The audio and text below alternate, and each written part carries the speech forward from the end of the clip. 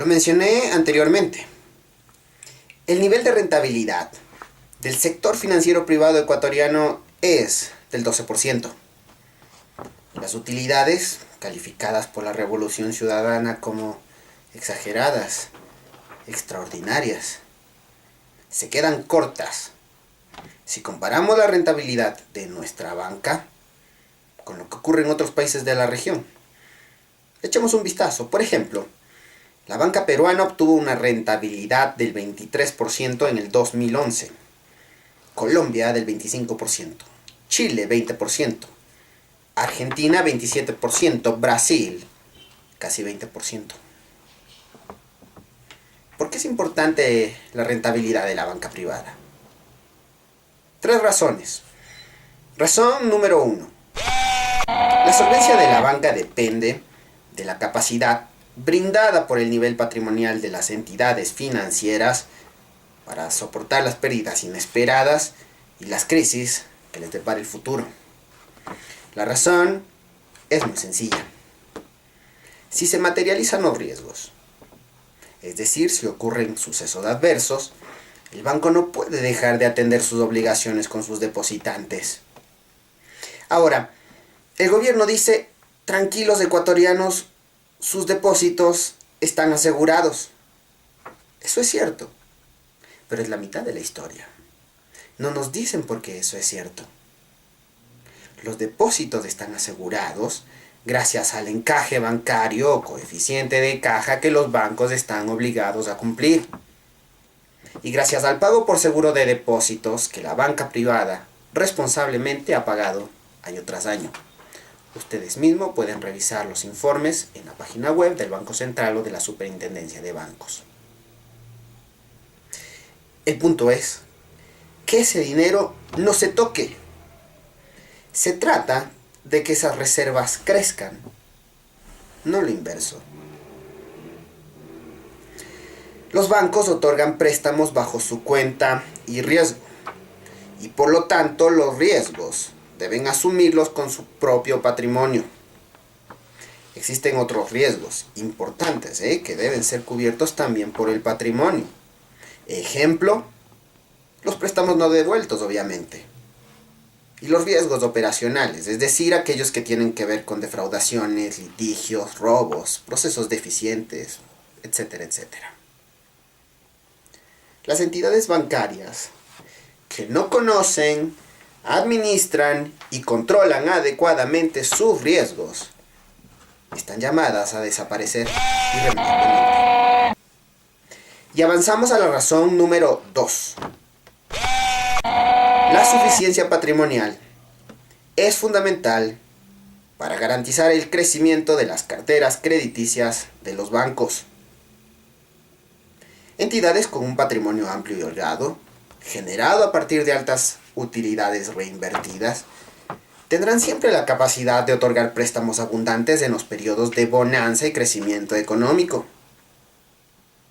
Estarán asimismo en condiciones de soportar las pérdidas por operaciones incobrables, que inevitablemente se harán presentes en las épocas de poco o nulo crecimiento.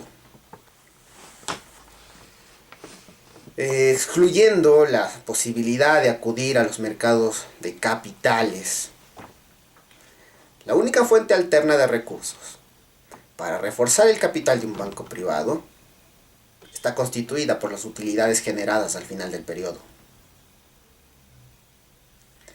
El capital, generado por la vía de las utilidades, es precisamente el que permitirá a los bancos alcanzar el nivel de solvencia necesario para aumentar su oferta de créditos.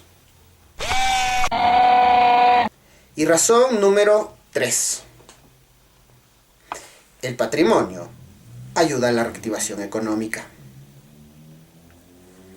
En tiempos de recesión o crisis, los bancos se ven forzados a frenar abruptamente su ritmo de colocación de créditos, precisamente porque su solvencia fue afectada por una diversidad de razones.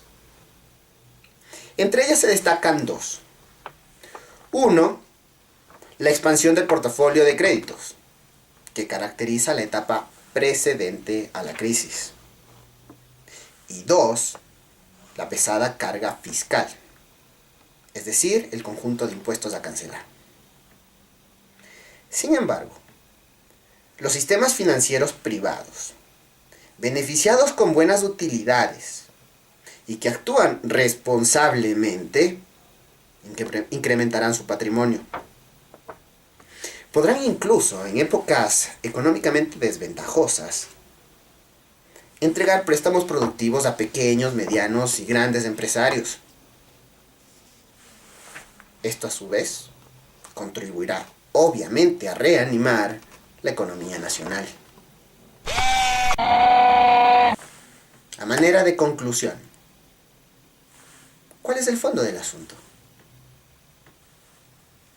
Las utilidades generadas por los bancos son mucho más que un lujo, un capricho o resultado de la ambición desmedida de los banqueros. Son recursos indispensables para poder seguirle otorgando a los ecuatorianos servicios crediticios abundantes, tanto para financiar sus emprendimientos productivos, como para solventar la compra de una casa o de un auto. Lo mínimo que se puede esperar es una rentabilidad, al menos superior a la inflación, ya que el fortalecimiento del patrimonio depende en parte de las utilidades, y una rentabilidad igual al nivel inflacionario estancará la actividad financiera.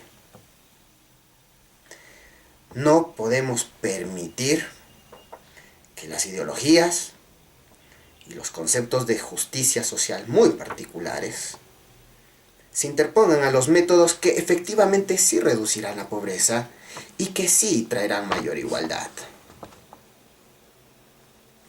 Nuestros objetivos deben apuntar a financiar ciclos mayores de crecimiento a los experimentados hasta el momento. Y esto implica no limitar las ganancias de la banca privada ni ponerles techo.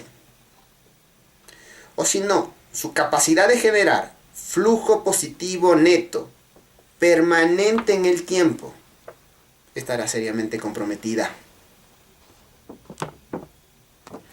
En esta ocasión hemos revisado algunas posibles consecuencias de la 10ª reforma tributaria, relacionadas con la disminución de la rentabilidad de la banca privada y también la afectación a su patrimonio. ¿Pero estas son las únicas consecuencias de la 10ª reforma tributaria o existen otras? Por ejemplo, ¿qué pasará con las tasas de interés? ¿Quiénes asumirán el IVA por los servicios financieros? ¿Crecerá la banca a pesar de la ley de gasto social? ¿Los depósitos serán afectados de alguna forma? ¿Cuál es la relación que existe entre el flujo crediticio y el crecimiento general de la economía? Y más importante, ¿este tipo de ley estimulará o entorpecerá el crecimiento económico futuro de nuestro país? ¿Es verdad que la banca funciona mejor en manos del Estado? Bueno, averígüenlo conmigo en el próximo videoanálisis. Y no se olviden, cuando se trata de economía, la letra pequeña importa. Y hay que leerla con la lupa. Chao. Nos vemos en la próxima.